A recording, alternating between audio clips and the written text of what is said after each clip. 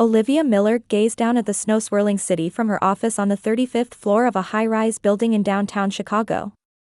While she had achieved success as a marketing company director, her heart felt empty. Divorce mediation papers were stacked on her desk, and she was waiting for a call from her lawyer. 2 years ago, Olivia had begun living separately from her husband Daniel. Daniel worked as an employee at a local logistics company and had been a kind, caring man when they first married. However, as their marriage progressed, an unbridgeable gap had formed between them. On the surface, they called it incompatibility, but the reality was much more complicated. Daniel gradually became jealous of Olivia's success and stopped trying to understand her passion for work. Meanwhile, Olivia also grew frustrated with her husband's passive attitude. When the topic of separation came up, Olivia's family showed sympathy on the surface but actually took an attitude that blamed her. Her father George was a typical conservative with old-fashioned values, and her mother Helen always prioritized maintaining family peace above all else. However, that peace was often built upon Olivia's sacrifices. Olivia's younger sister Sophie worked as a part-time office clerk at a small local company but was always given special treatment by their parents. Sophie was beautiful and charming, appearing as the perfect daughter in their parents' eyes. Meanwhile, Olivia had been raised hearing things like, "You're too responsible," and "You should be more feminine," since childhood. At family gatherings, Sophie was always the center of attention, and it became natural for Olivia to take a supporting role. Olivia's career success became material for criticism as working too much and neglecting family, while Sophie's ordinary life was praised as a feminine way of living. This unfair treatment had left deep wounds in Olivia's heart. Since the separation began, Olivia had started keeping her distance from her family. However, as the divorce mediation dragged on and she became mentally exhausted, she sometimes visited her parents' home seeking family warmth. But what awaited her there was the same cold treatment. Her parents indirectly blamed her, saying, if only Olivia had been more wife-like, Daniel wouldn't have left, and Sophie repeatedly made insensitive comments like "You're too much of a perfectionist." Men don't like that. Still, Olivia loved her family. Blood ties couldn't be easily severed, and she looked forward to the day when she might gain her family's understanding. While she could make calm, logical decisions at work, she often became emotional and lost herself in front of her family. The divorce mediation was taking longer than expected. Olivia's lawyer, Sarah Cohen, was an experienced family law attorney, but even she shook her head at Daniel's side's demands. "They're clearly stalling for time," Sarah said while spreading out documents in Olivia's office.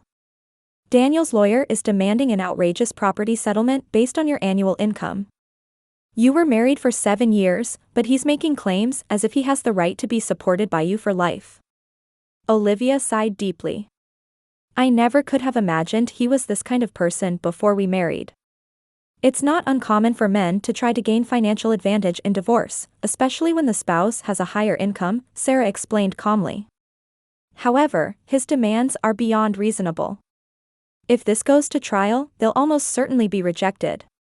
While the mediation dragged on, Olivia's family pretended to support her on the surface but actually continued making statements that blamed her.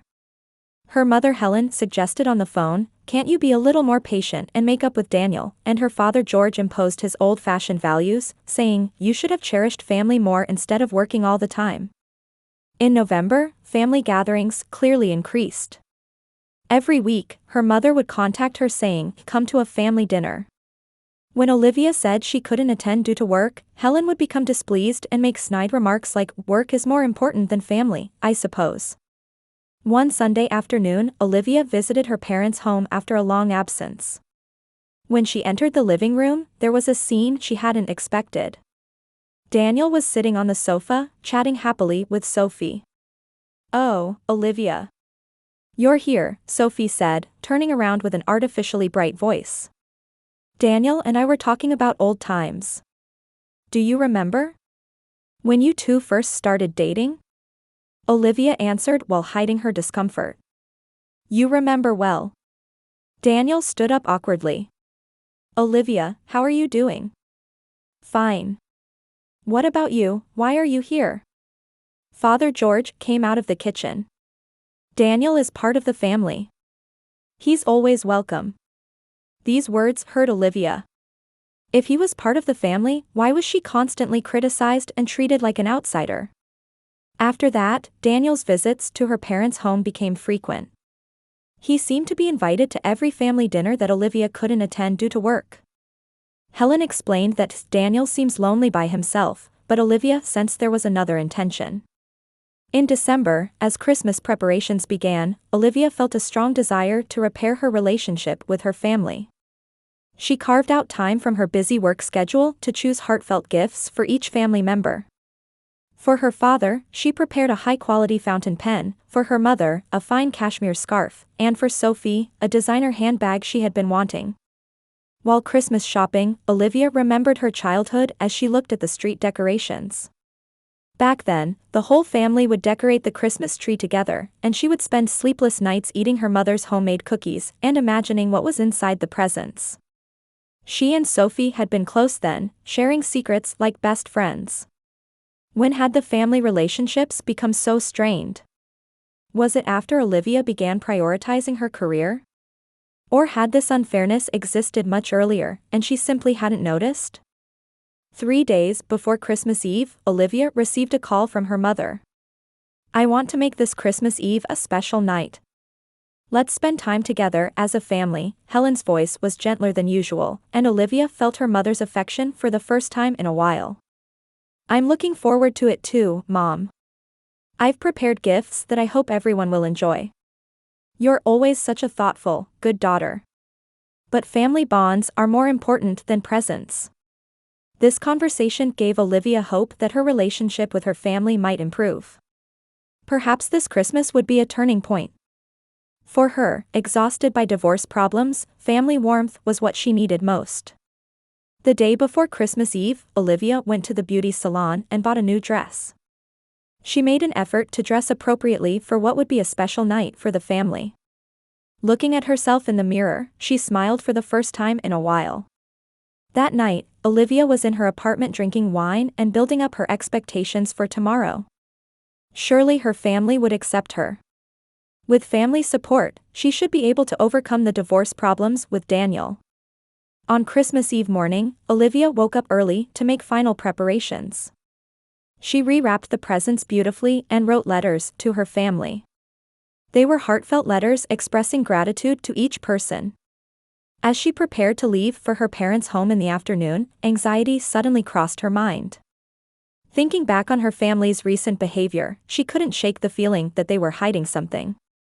Especially the friendly interaction between Sophie and Daniel suggested something more than just an in-law relationship. However, Olivia pushed away that anxiety. Today was Christmas Eve, a special day to confirm family love. It was sure to be a wonderful night. Putting on her coat and picking up the bag of presents, Olivia headed to her parents' home.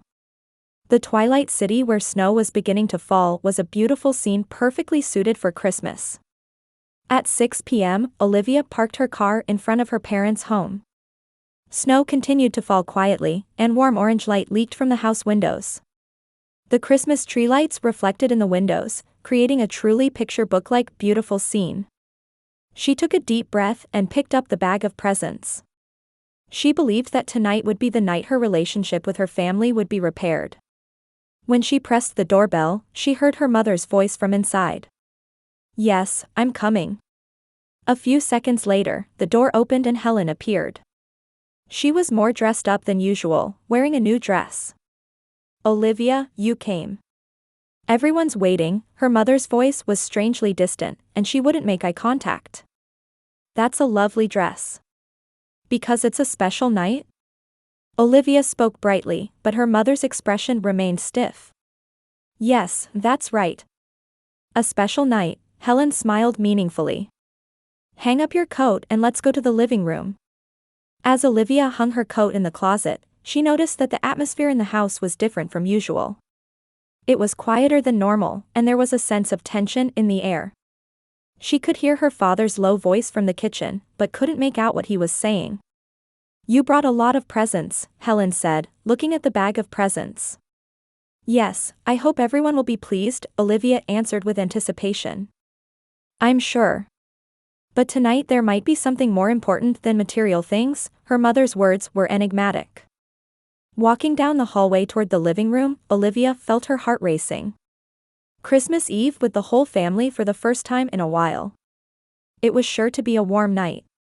However, the moment she opened the living room door, Olivia's world came crashing down. On the large sofa placed in front of the fireplace, Daniel and Sophie were sitting close together. Daniel's arm was around Sophie's shoulder, and Sophie had her head resting on his chest. The two were talking intimately, just like lovers. Olivia was speechless. The bag of presents almost slipped from her hands, but she managed to hold on. Sophie turned around and, far from looking uncomfortable, wore a challenging smile. "You finally came." Daniel tried to stand up, but Sophie gripped his hand and held him back. "Stay seated, Danny. We have nothing to hide." "What is this?" Olivia's voice was trembling. "What on earth is happening?" At that moment, Father George came out of the kitchen. His face wore a satisfied expression. "Olivia, you're here. We have important matters to discuss tonight." "Important matters? What?" Sophie stood up and, still holding Daniel's hand, declared, "We're in love. When your divorce from Daniel is finalized, we plan to marry." Olivia was stunned. "What are you saying? Since when?" "Since 6 months ago," Sophie answered proudly. "At first it was just chance. On days when you couldn't come to family dinners because of work, Daniel was lonely by himself, so I comforted him. But gradually we developed a special relationship." Daniel said with a guilt-ridden expression, "Olivia, we were already finished.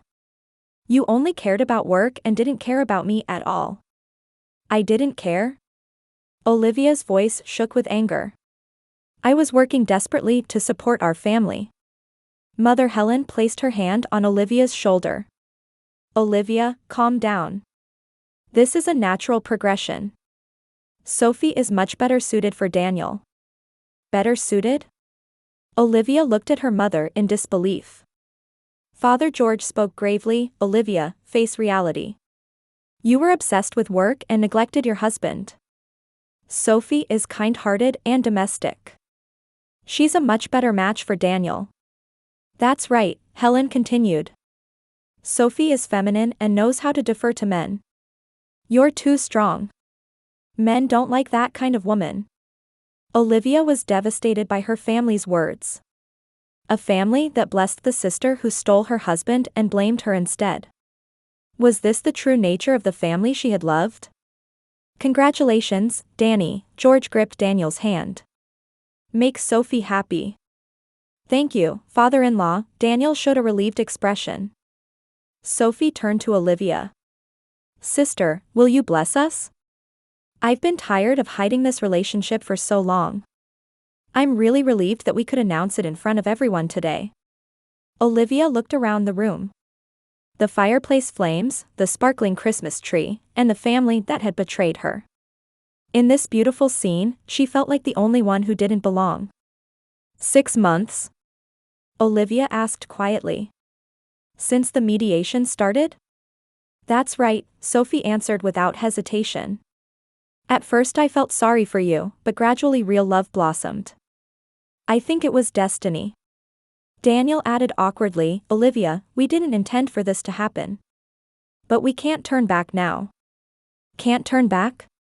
Olivia smiled sarcastically. "No, indeed." Helen spoke gently to her daughter, "Olivia, you should start a new life too. You have your work. That's your happiness, isn't it?" "My happiness?" Olivia stood up. "I decide what my happiness is." Sophie looked worried. "You're not planning to interfere, are you? You wouldn't try to destroy our love?" Olivia took a deep breath. Then she reached into her coat pocket. There was an envelope she had received from a private investigator 3 weeks ago. At first it had been mere curiosity. Why was Daniel trying to drag out the mediation? Why had her family's attitude changed? But the investigation results far exceeded her imagination. "I understand," Olivia said quietly. The whole family was watching her. I'll bless your love. Sophie's face brightened. Really? Thank you. But, Olivia took the envelope from her coat. Can you still say that after seeing this? The moment he saw the envelope, the color drained from Daniel's face. He seemed to sense something. What is that? Sophie asked. Olivia slowly opened the envelope. The truth, Sophie. The real face of the man you love. Daniel turned pale and stood up. Olivia, that's... Shut up, Olivia's voice was ice cold. Everyone, sit down and listen. Olivia took out the first document from the envelope. The air in the room instantly became tense. Daniel's face turned wax-like white, and she could see his hands trembling. What is this, Daniel? Olivia asked in a calm voice. This is an internal audit report from Harvard Logistics Company. Your workplace. Sophie said with a confused expression. An audit report? What does that matter? Olivia began reading the document aloud. During the period from September 2023 to August 2024, embezzlement of company funds by Accounting Department Supervisor Daniel Miller was discovered. A total of $5 million in embezzlement was confirmed. The room was enveloped in silence. Only the sound of logs crackling in the fireplace could be heard. $5 million? George repeated in a trembling voice. Daniel stood up and tried to snatch the documents from Olivia. That's a lie. It's fabricated. Sit down, Olivia's voice was ice cold. There's more. Sophie was confused. Danny, is this true? Olivia took out the next document. This is an FBI investigation report. After 3 months of detailed investigation, Daniel Miller's guilt was confirmed. Helen covered her mouth with her hand. FBI? That's right, Mom. Your precious prospective son-in-law is a federal criminal, Olivia said sarcastically. And this is the most interesting part. How the embezzled funds were used. Daniel stood frozen with an expression as if he might flee at any moment. Olivia held up the third document. Hotel records for luxury accommodations, meals at expensive restaurants, purchases at jewelry stores. All records showed they were with a woman named Sophie Harris. Sophie's face turned ashen. That can't be true. I didn't know. Didn't know? Olivia sneered. You forgot about the $100,000 diamond necklace you had him buy you at Cartier? The weekend you spent in the presidential suite at the Ritz-Carlton? Sophie was at a loss for words. George said, trembling with anger, Daniel, is this true? Daniel finally gave up and collapsed into a chair. It's not my fault. Olivia didn't love me. Only Sophie understood me. Understood? Olivia stood up. She understood you with $5 million of stolen money. Helen asked in a trembling voice, Olivia, how long have you known about this? 3 weeks ago. I hired a private investigator to look into it. At first I just wanted to know why Daniel was dragging out the mediation. But the more we investigated, the more terrible truths came to light. Olivia took out the next document. These are bank records. Evidence that Daniel was regularly sending money to Sophie's account. $50,000 every month for a year. Sophie screamed, that's not true. I didn't know anything. Danny did it on his own. Be quiet, Olivia said sternly. I'm not finished yet. She took out another envelope. This is interesting, Sophie. The personnel records from Elegant Design Company, where you're supposedly working part-time. You quit 3 months ago and haven't actually been working. George and Helen stared at their daughter. Furthermore, Olivia continued, the luxury condos Sophie recently purchased, her new car, all bought with money Daniel embezzled. Sophie said through tears, Sister, I really didn't know. Danny said he was successful with investments. Investments? Olivia laughed. Indeed, investments. He invested company money in his girlfriend. Daniel suddenly stood up. Stop it. I won't be arrested. Unfortunately, Olivia took out the final document. This is an arrest warrant. It becomes effective at 10 p.m. tonight. In 1 hour. The whole room erupted in chaos. Helen began crying, and George collapsed into his chair. 10 o'clock? Daniel looked at his watch. Why tonight? A Christmas Eve gift, Olivia smiled coldly. My final present. At that moment, the doorbell rang. Olivia checked her watch. A little early, it seems. Helen said in a trembling voice, who is it? FBI agents. I called them. Olivia stood up. Daniel rushed toward the back door but found agents waiting there too. He raised both hands in surrender. The front door opened and agents in black suits entered. A man who seemed to be the leader approached Daniel. Daniel Miller, you're under arrest for embezzlement and money laundering. As handcuffs were put on him, Daniel glared at Olivia. This is your fault. If you had loved me. My fault? Olivia remained calm. You're the one who committed crimes. Sophie ran to an agent. I'm not involved. I didn't know anything. However, another agent also handcuffed Sophie. Sophie Harris, you're under arrest on suspicion of conspiracy and money laundering. Conspiracy? Sophie screamed. I'm a victim. Olivia took out additional documents. Unfortunately, Sophie. These are records of you opening bank accounts using false identification. And these are text messages where you instructed Daniel to embezzle. The color drained from Sophie's face. That's. Steal more from the company Christmas bonus. We need more money for our next vacation, Olivia read aloud. George and Helen were stunned. They couldn't accept the reality that their daughter was a criminal. The agents prepared to take Daniel and Sophie away. Daniel said to Olivia one last time, you're heartless. Didn't you love us even a little?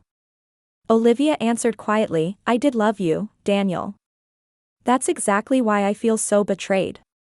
Sophie cried out to her parents through tears, Dad, Mom, help me. I'm not guilty. However, George and Helen looked away from their daughter. The agent told Daniel, you're expected to be sentenced to 20 years in prison. Given the amount embezzled and the duration of the crime, the possibility of parole is low. The explanation to Sophie continued, you'll also be sentenced to 10 to 15 years as an accomplice. Additionally, you'll face civil lawsuits for damages. Olivia handed the final document to her parents. This is a notice from my lawyer. A claim for damages against Sophie. $3 million for emotional distress caused by adultery. Helen said in a trembling voice, $3 million? We don't have that kind of money. Unfortunately, since Sophie was involved in embezzlement, she'll be judged to have the ability to pay. Or, Olivia smiled coldly, the parents who are joint guarantors will have to pay. George was stunned. Joint guarantors? When Sophie purchased her condo, you became the guarantor, didn't you, Dad? If you had read those documents carefully, you would have known about your joint responsibility for your daughter's debts. The parents were completely devastated. They would lose their beloved daughter and their property as well. After Daniel and Sophie were taken away, heavy silence filled the living room. Olivia stood in front of the fireplace, gazing at the flames. Olivia, Helen said through tears, what should we do? Olivia answered without turning around, that's for you to decide. But remember one thing.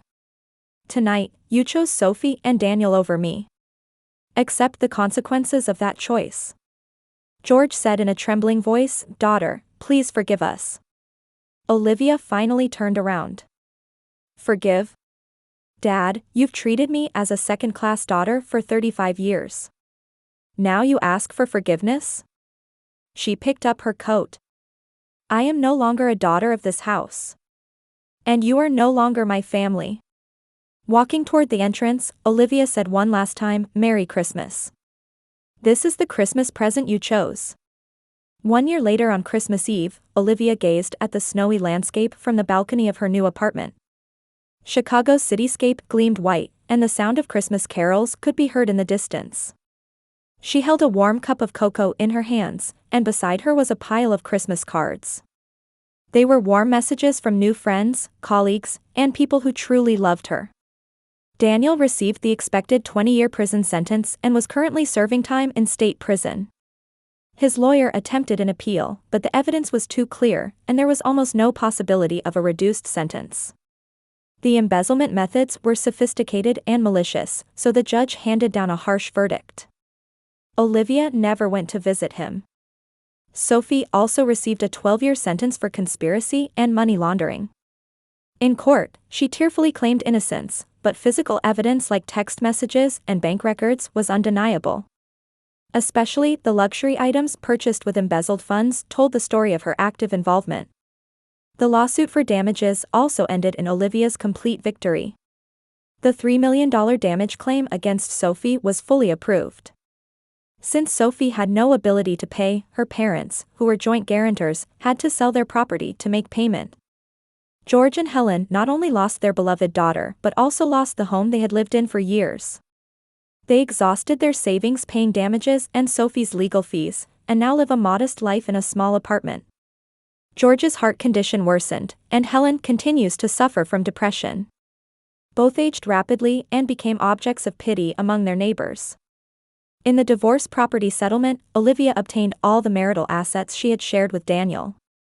As a criminal, her ex-husband had no property claim rights, and Daniel's personal assets were also seized in civil lawsuits from the company victimized by the embezzlement, so Olivia essentially inherited everything.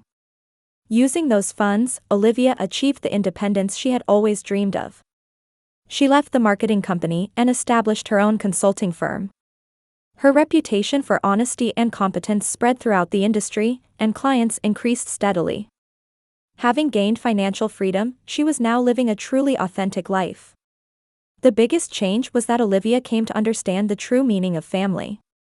She had painfully realized this past year that blood ties alone do not make a family.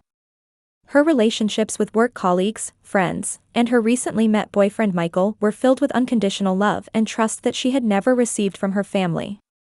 Michael was an architect with a divorce in his past who understood Olivia's history, a kind man. He said, "Family is something you choose," and fully supported Olivia's decisions.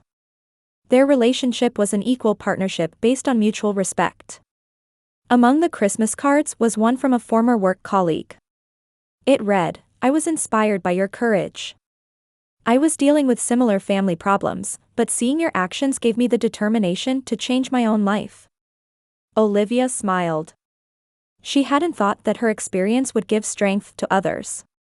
Sometimes the most difficult decisions turn out to be the most correct choices, she realized.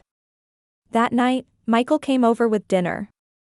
The two shared a meal by the fireplace and discussed plans for next year. Olivia had a new dream, to establish a non-profit organization to support women struggling with difficult family relationships. "I want to free women from old ideas that you must forgive family members, that you must endure because you share blood," Olivia explained to Michael. "That's a wonderful idea. It's work that only you could do," Michael squeezed her hand. Outside the window, snow continued to fall quietly. From the hellish Christmas Eve of a year ago, Olivia had gained a completely new life. She had lost the family that betrayed her, but gained true love and trust. She thought from her heart, true family is not about blood ties, but about heartfelt connections where people respect and support each other. And sometimes the choices that involve pain are the path to real happiness. In the warm light of the Christmas tree illuminating the room, Olivia felt genuine peace for the first time. Her revenge was complete. And her true life had begun.